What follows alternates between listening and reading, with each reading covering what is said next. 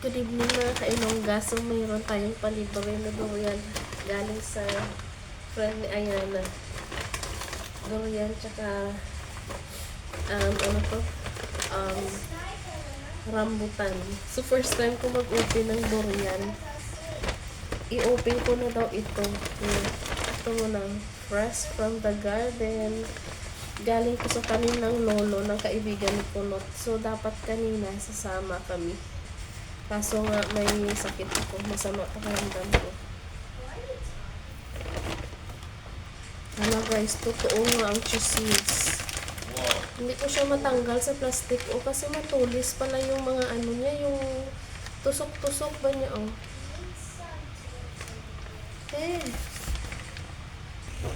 So guys, kailangan ko gupitin yung plastic kasi hindi ko mailabas yung durian sa sobrang tulis na mga ng balat niya pala.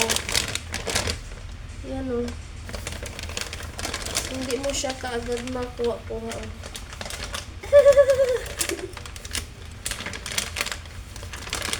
First time ko mag-open ng durian. So sabi ni Miss Hong, itusokin ko daw dito sa puwet. Ganyan daw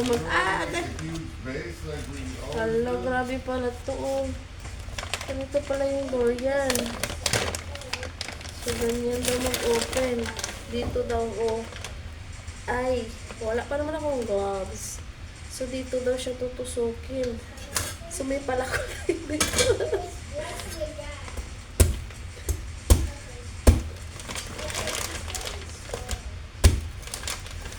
Binigay ng BFF. Totoo nga ang chismis. Ayan o, pag tinusok mo nga dito siya, o, diretso na, bumibitak siya, o. Ayan, bumibitak na siya. Pero kailangan mo na magdahan-dahan kasi ano siya. As in naman, as in naman tulis siya, guys. Tignan niyo, o. Tulis siya. Ganun pala yun. Wow, who wants some durian? Ang galing. Kailangan siya dandangan. Oh.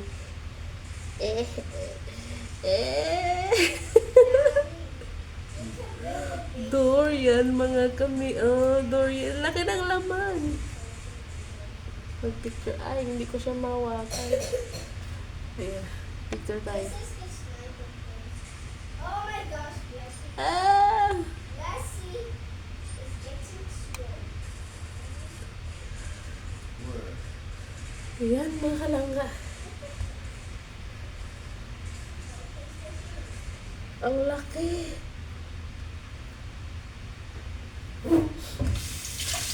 Gusto ko masay ng kamay.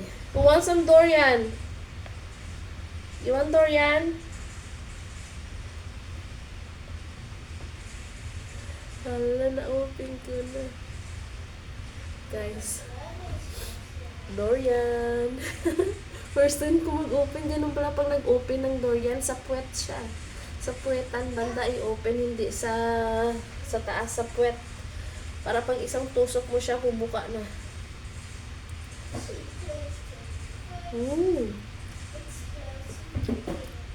Tapa nga lang.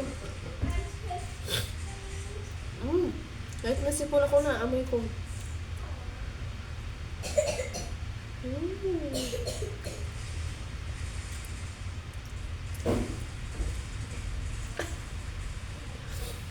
You want durian, Collie?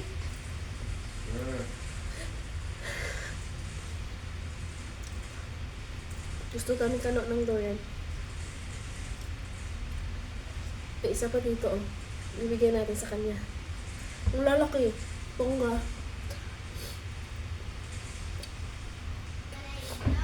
So, ko kinuha ni Kano yung isang buto. So, hindi ko alam kung yun dito may laman pa. So, tatry natin.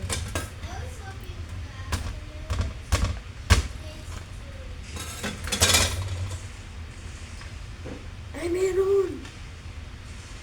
Meron ba siyang laman? May laman laman pa siya mga kalangga. Oh. Yeah.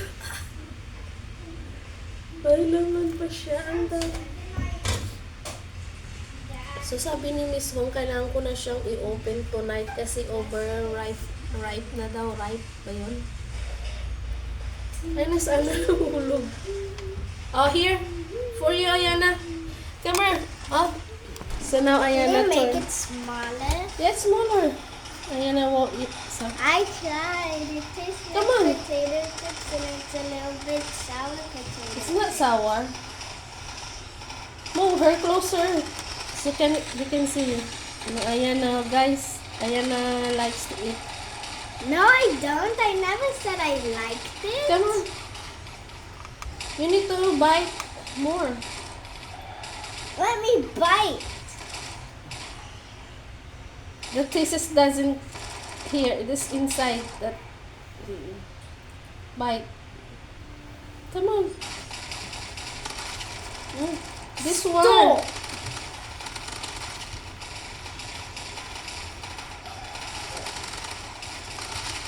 Oh, hold it and eat. Come on. This one is yummy.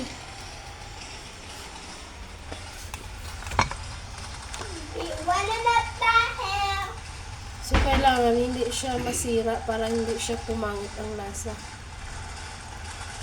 Oh, ayan na. Mm. Mm. We need more of your turrets, Ayana. Hindi ko alam kung ito yung kinakain ko siya. Pero masarap. Where? Everywhere. You got the 3-star, you got the 5-star turret or the 3-star, whatever. They're good. We need them. We need more. Build as many as you can. Ang sarap. Ang tamis. We already have big back ones. Ang sarap.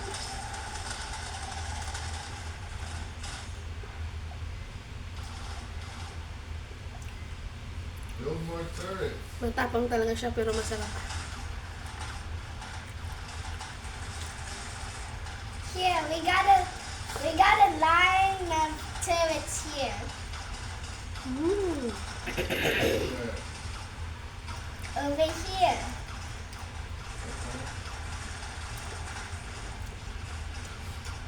Sinisip ko nga siya kung tsaka yung loob mo.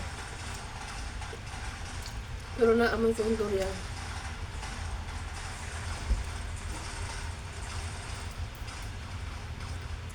Right. You want more? Can you help? There's some, ano ayan na, water. I want cold water. Meron pa. So, dito daw yan binibiak sa dulo. Di ba ito yung puno? Ito yung puno niya na nakasabit. Sa may puwet pala siya. Is this the place that you needed Sa may to puwet put pala it? siya tinitira.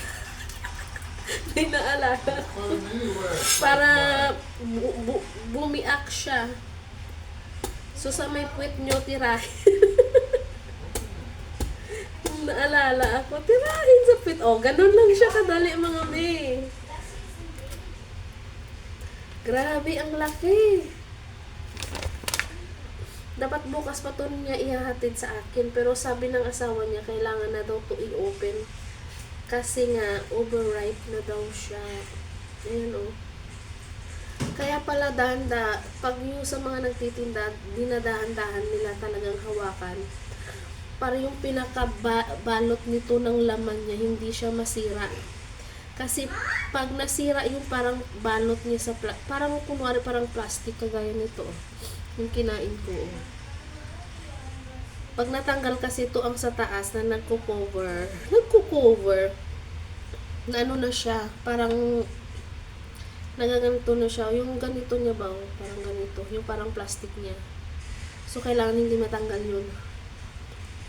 Para hindi siya umasim.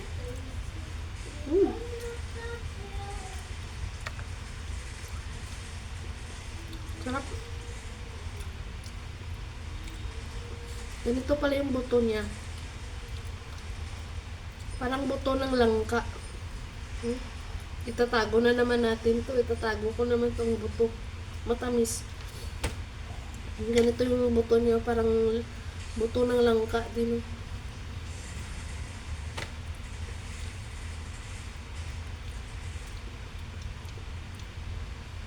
Masarap. So, yung durian daw, ano daw to, masarap. At saka, pang padagdag enerhiya. Maganda to pag nagkakasakit ka, kumain ka nito.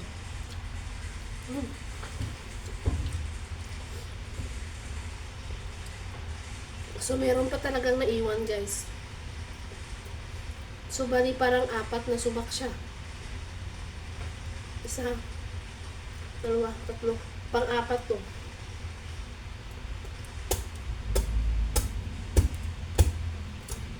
Ayun, ganun lang siya makalanggaw. Ay, sobrang laki. Ang mahal ng durian dito sa Vietnam. Nakikita ko sa sa palengke, ang kilo nito parang nasa 100 pesos ang kilo. Imaginin mo naman kasama ito sa kilo, ang balat niya. Pero pag bumili ka ng laman lang na talaga, mas mahal dahil wala na nga siyang balat. Pero pag bumili ka ng buong durian kasama ang balat is nasa 100 to 120 pesos ang kilo. Tignan nyo naman.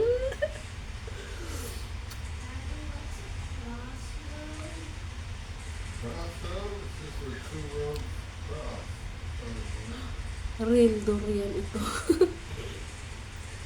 Nakakatuwa lang. First time ko kasi mag-open ng durian.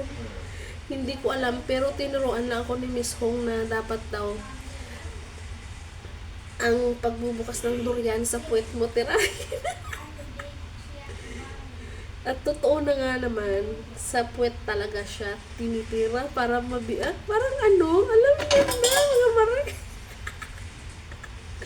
Oo, mga che, alam niyo na. Tinitira din kayo sa puwet. So, ganun din pala ang durian pag biniak. Sa puwet, tinitira. You want more, Damien?